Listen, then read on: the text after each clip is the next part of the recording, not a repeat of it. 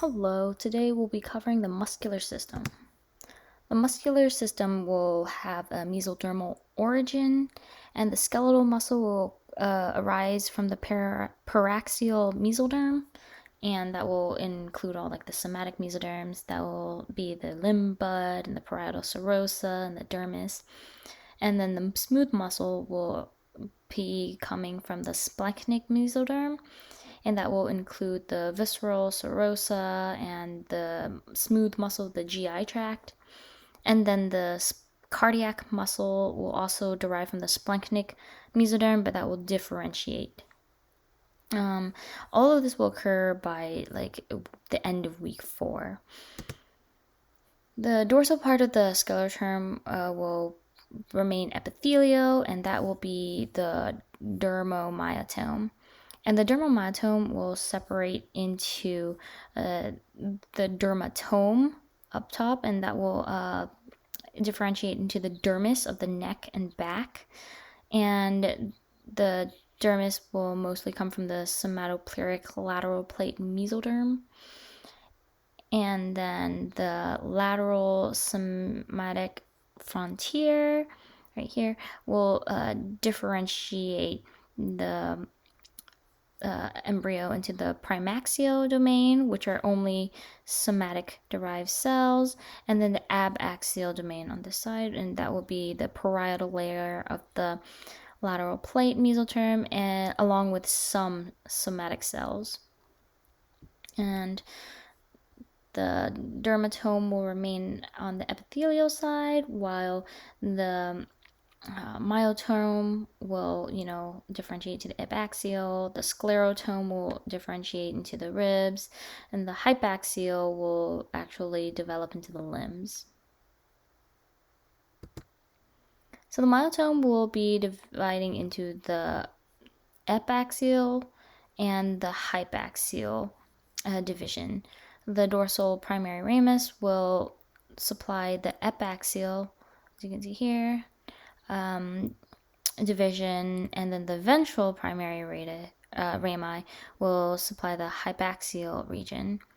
And the myoblasts from the epaxial will form the extensors of the neck and back, while the myoblasts from the hypaxial division will form more of like the primary neck muscles and the flexors and like one of the larger muscles of the neck.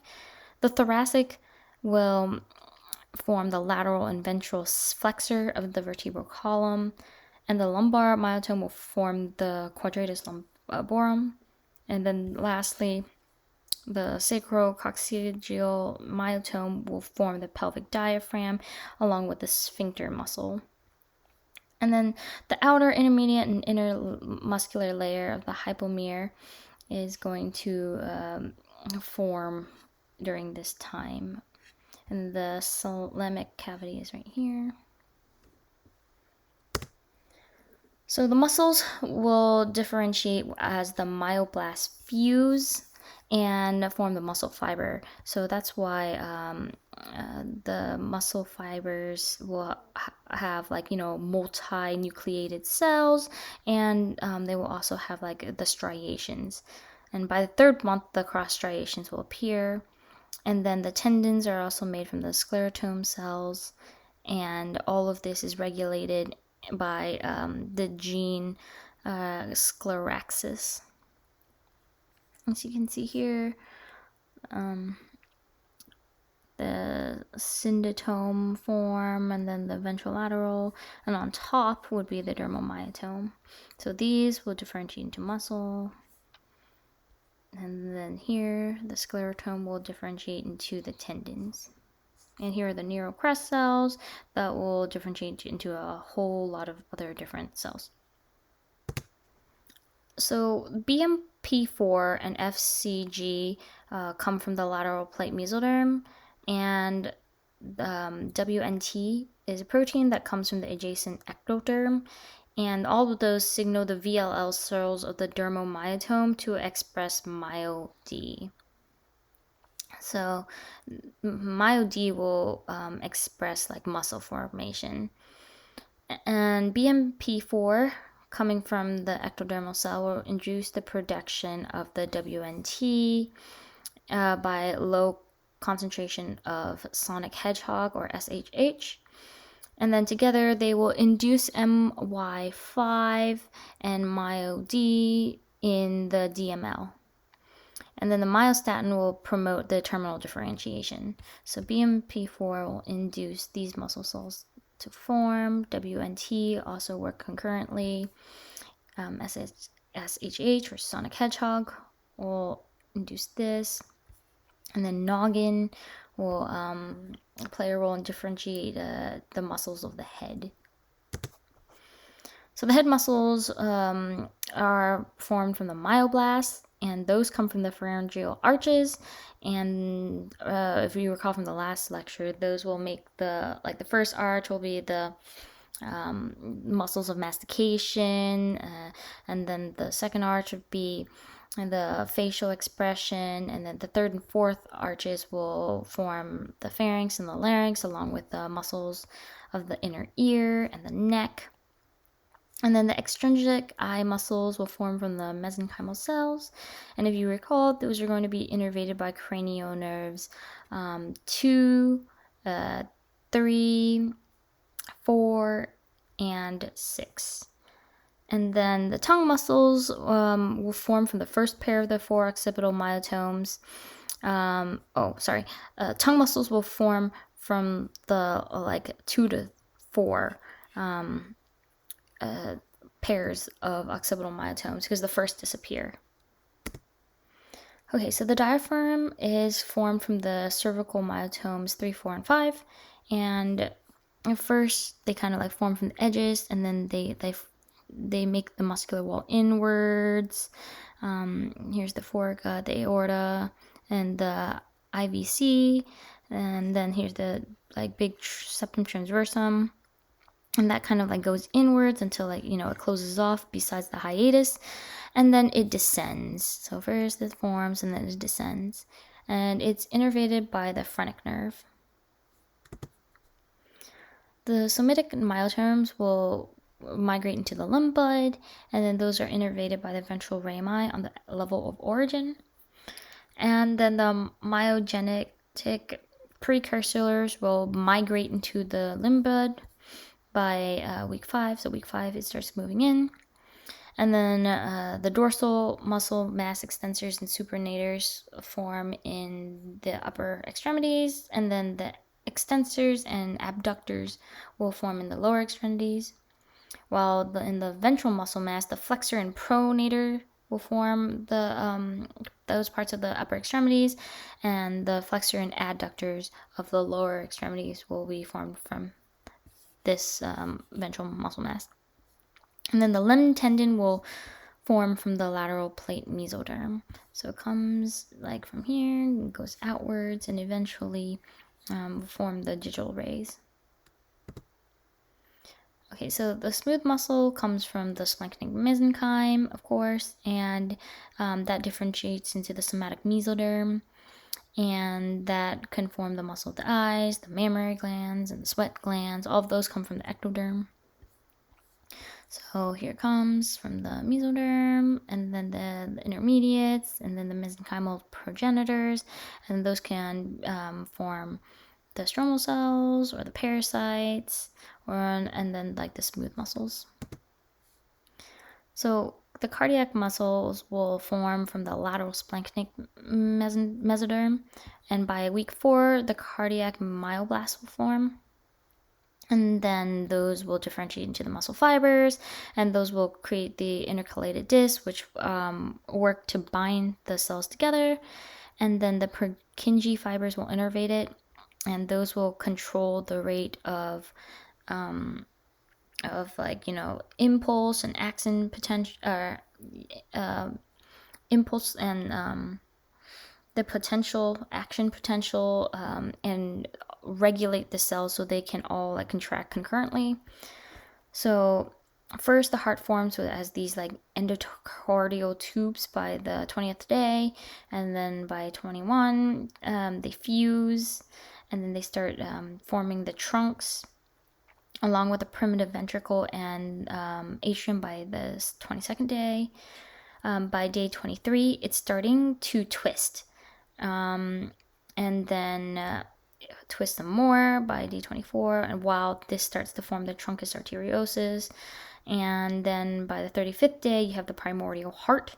The atrium are somewhat developed and the ventricle are somewhat developed. The aortic arch arteries are starting to form. And then by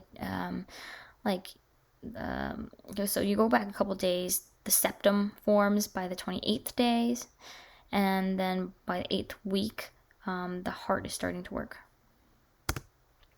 Okay, so Poland sequence is rare as an absence of the part or all of the pectoralis major, usually just like the sternal part, as you can see here.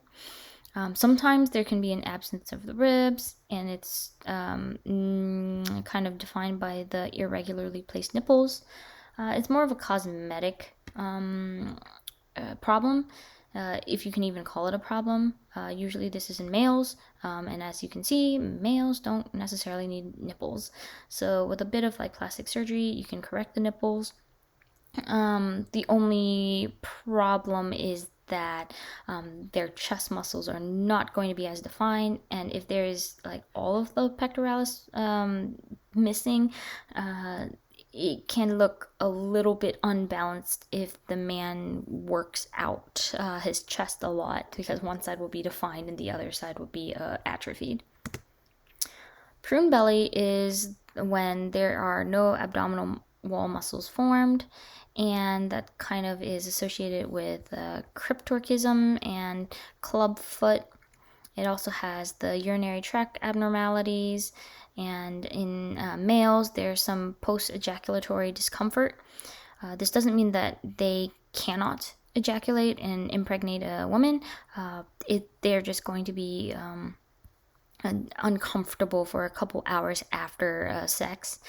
The more serious defects is that it can have a ventral septal defect in the heart and malrotation of the gut, and that can be dangerous because the rotation can strangulate the intestines. This can be treated with surgery by putting in like a mesh to, as you can see here, to protect the intestines, or there's a special kind of belt that can be worn on the outside, kind of like a girdle or a corset, if you will.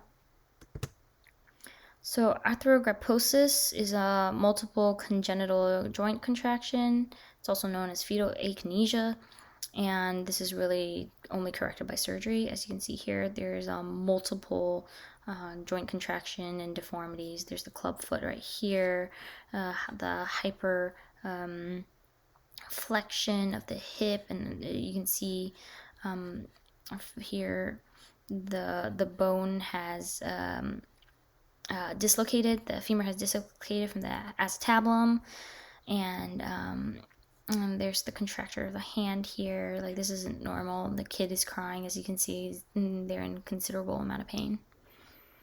They're also associated with some heart defects, and occasionally there can be like central nervous system problems. A good majority of them after surgery do live normal, healthy lives.